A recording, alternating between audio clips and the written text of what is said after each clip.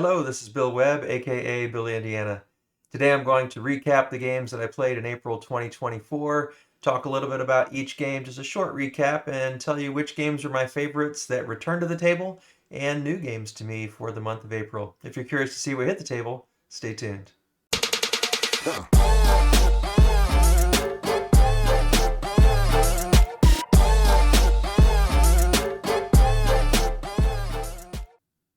Well, as I've been doing this year in 2024, I'm going to use my BGG account to sort of guide this discussion. So in April, 21 games played, a little bit low again, as has been the trend this year, just been a really busy year. And these are the 13 games that I've played. And I'm going to start at the least played and kind of work myself backwards through this list. So the first game up is not one that I own, and I've actually never played the physical game, just played it on BGA, Board Game Arena. It is by Ashwin Kamath and Clarence Simpson from Pandasaurus Games. And like I said, just played the BGA implementation, but I would love to play the physical form sometime. I don't know if this is a Kickstarter version or if the retail version looks this good, but it looks like it'd be a really beautiful game to play.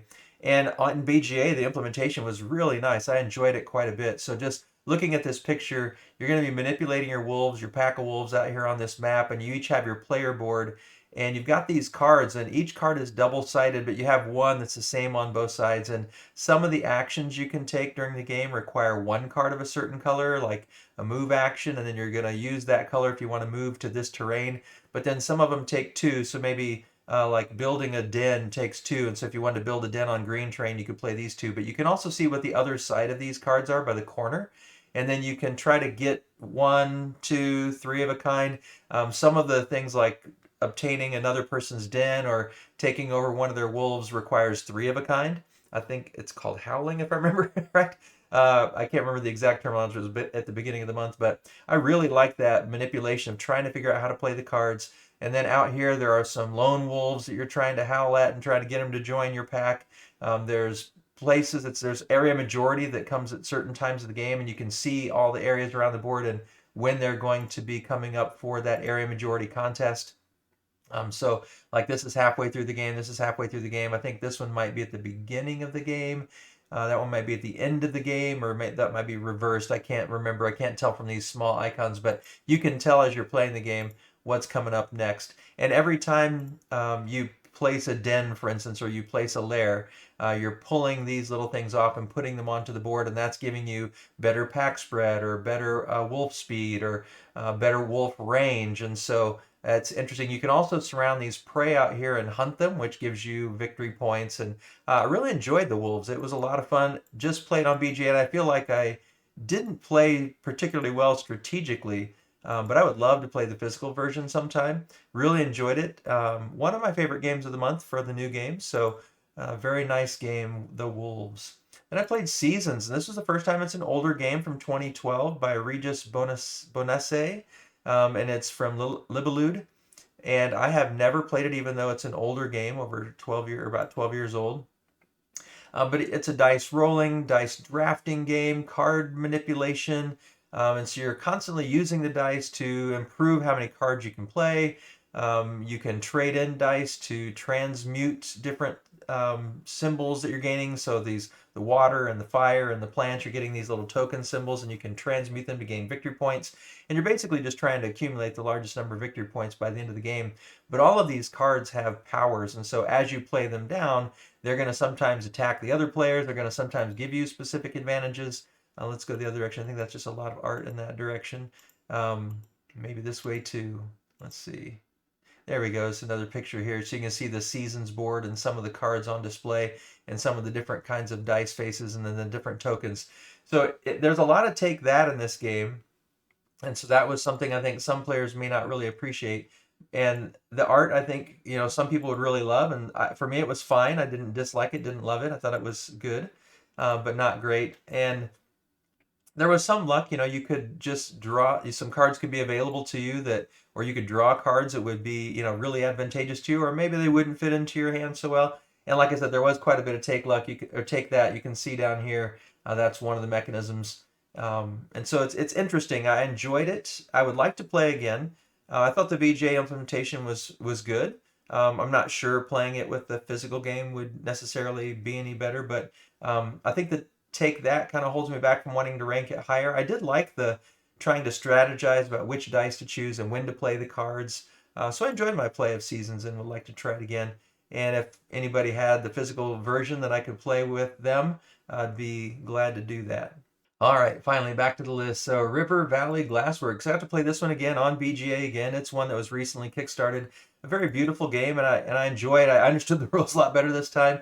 But basically, you're trying to take these sea glass from the river that's down here to place them in here, and you're trying to get rows and columns filled in to earn your points. And the columns down here are worth more than the columns down here, and the sea glass is all ranked as well.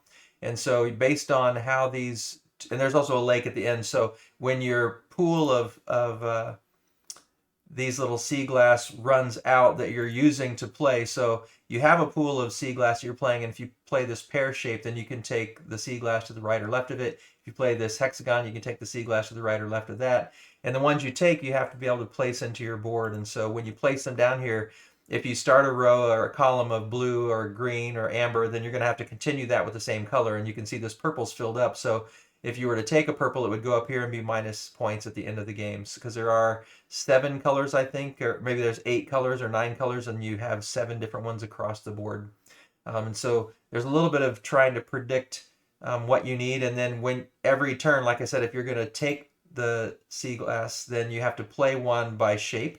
So sometimes you're looking for a particular shape to get the sea glass you want. And then when you start running out, then you're going to take 4 from this, but you can only ever have 5 in your possession. So you don't want to do that too soon, because if you take more than you can hold, and they go into that bank, that's going to cost you negative points. So I enjoyed this game. I actually was the one that invited them back on BJ to see if we could play again. And it's a simple little game. It plays very fast, even on BGA asynchronous, and went really quickly. And I still haven't rated it because, like I said last month when I talked about it, the month before, whenever it was, I think this one would feel very different with the physical form, and I think the Kickstarter version at least is going to have some different expansions. It's going to maybe raise the complexity of the game, which might be a lot of fun. Next up is Ostia, and I did play the physical version of this, but I don't own it. One of my friends does, and I did back it after playing it, and I loved this game. There's a Mancala here, and so you are picking up your boats and dropping them Mancala style one at a time, and where you pick them up from is the advantage you get or the resource you get, and then where you end is the action you get. So it's a really interesting Mancala of choosing both a resource at the beginning of your move and an action at the end of your move. So I really love this, and the production is really beautiful as well. I love the color scheme and all the wooden meeples. And then out on the middle board, you're also moving your ships around, and you're trying to beat people to different advantages and different bonuses. And when a certain number of boats get down here to the end, I forget the exact numbers. That's what triggers the end game. And you're scoring points over on this track, and you're scoring points as you go. But I really enjoyed this game a lot, and was glad to back it as I followed that Kickstarter project recently. And so I look forward to having my own copy along with some expansions, probably several months down the road. But this was a really very good game that I enjoyed quite a bit. Played Life of the Amazonia, and that was also with a friend's physical copy. And it is also another beautiful production, and it's got a bag building element. You pull these chips out of the bag, and then those chips determine what your actions could be. And you might be placing these tiles out here to create your Amazonian forest. You might be placing animals, you might be placing trees, you might be placing lily pads, you might be buying better resources. And it's kind of Cascadia-like, where all the animals have a particular way of scoring. And so depending on which animals you take and how you place them on the board, that's going to dictate your scoring. But there's also scoring as you move your tokens along this kind of 3-layer waterfall here. And so these are how you get some of the trees and the lily pads and things, but you're also potentially scoring as you go. And then there's also a little reminder here about some things, how you can just trade if you can't do something better on your turn. And you can see their little silkscreen meeples are really great. Everyone has their own character as well, and I think I was actually the anaconda, if I remember correctly.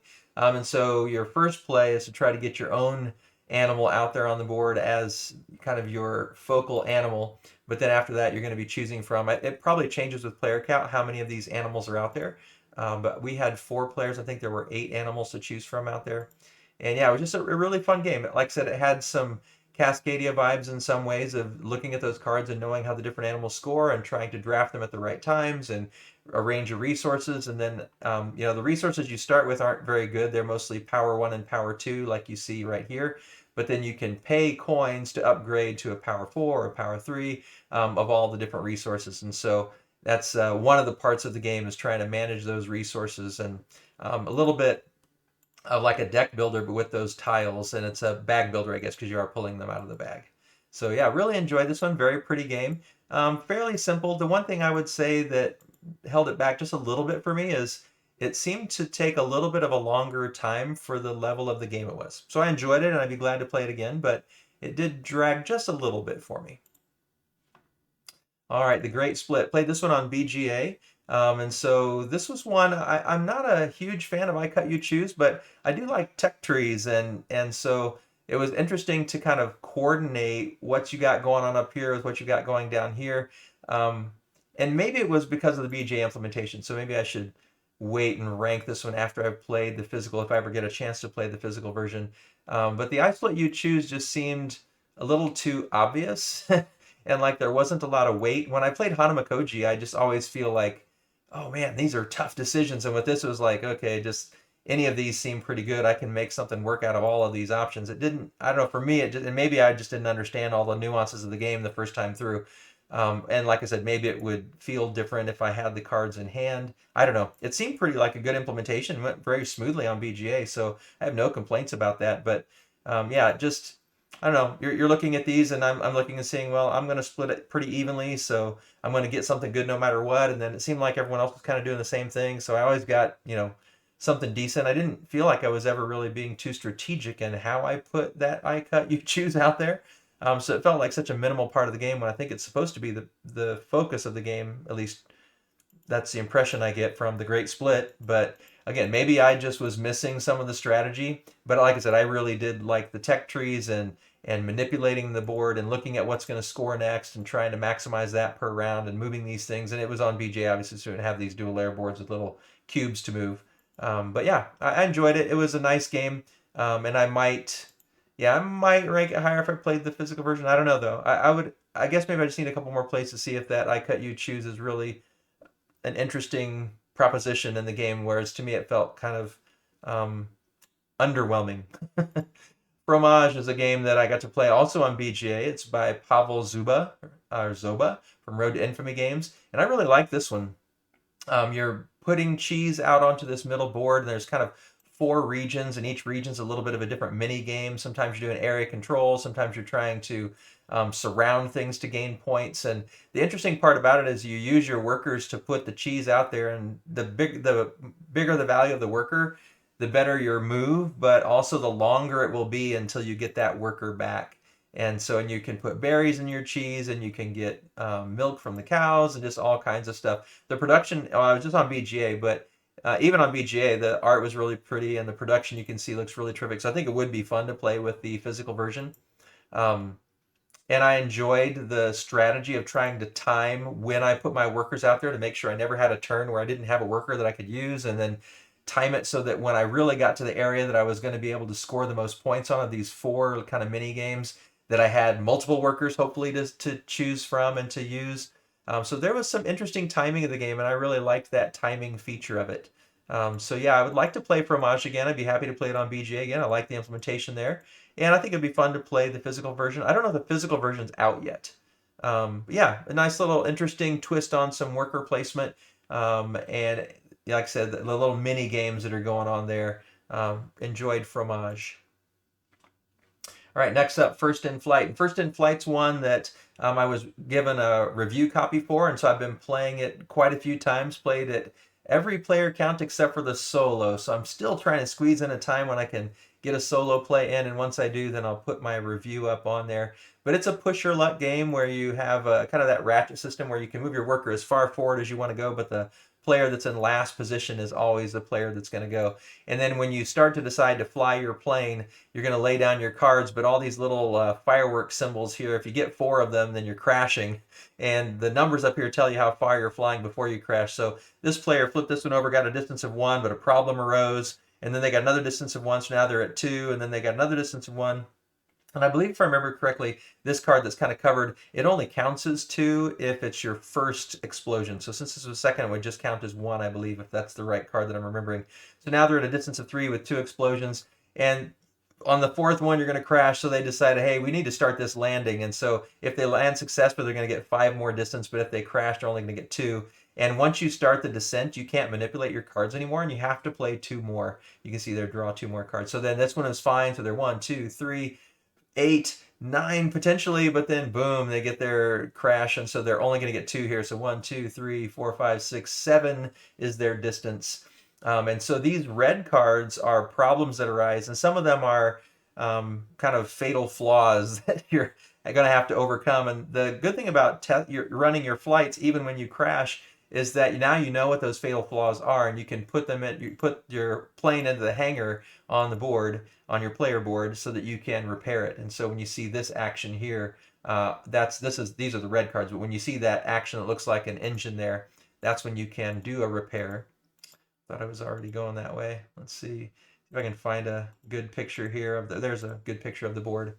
So as you go around the board, when you see this engine, that's where you can upgrade the machinery of your plane. And when you see the wrench, that's when you can repair the plane. And then when you see the planes, that's where you fly. And then the blue and the yellow and the green cards here, and the brown ones, those are ways you can add cards to your deck. And some of them are adding to your deck, and some of them are adding as cards you can kind of turn and use as actions. So the blue and the yellow are like benefactors and different advantages to your plane, and the green ones are skills you're developing so you can fly better. And when you get to 15 length flight, then you get to advance your pilot's card, and you gain some recognition. And it's the first one to get to this. I think this board might be an older version because I'm pretty sure it's 40. I think when you get to 40 on the new board, and some of these symbols look a little bit different, I think that might be an older one. But when you get to 40, then that triggers the end game, and everyone gets 1 more flight, and you're pushing your luck and just seeing if you can win. But in the version that I have, and I think it's the one that was finally released in retail, it has really nice components. The art is really nice. The push your luck is fun. It's a quick enough game, and it's easy enough to teach that we've had a good time playing it. I've played 2-player, 3-player, and 4-player, 2 players a few times, and looking forward to trying that solo, and we just haven't had a chance to yet. So yeah, First in Flights was a fun one. I've enjoyed getting that back to the table numerous times, and appreciate Arcana Games and Genius Games sending me that review copy. It is by Matthew O'Malley and Ben Rossett. Next game up, Bag of Chips. Played this one on BGA, and this is just a simple little kind of push your luck, hand management. You're going to have these opportunities to play your chips out here. Chips are going to get played out here, and you have your cards, and you're trying to figure out, can I get it to where the green is higher than the yellow? And if I can, and when they're all added up at the end of the round, then I'm going to get these points, and I need 8 green ones to get this one. And so as the game goes on, you're kind of discarding some of these cards that you don't think you can achieve, and then at the end you're going to score some, and some score if you don't achieve them, they go against you, and others don't. It's kind of interesting way you place the cards as to how they're going to score. So it's just an interesting little game, simple little game. I don't think I would ever probably buy it, even though it's a cute idea that it's a bag of chips and you're pulling the chips out of the bag. But it was fine. I enjoyed it. It was a fun little game to play on BGA as a filler.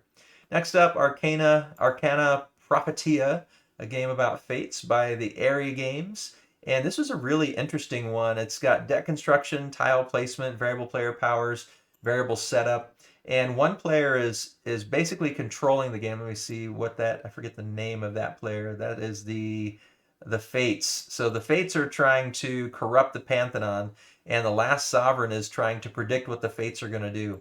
And so the Fates are going to play a card. They kind of control every round.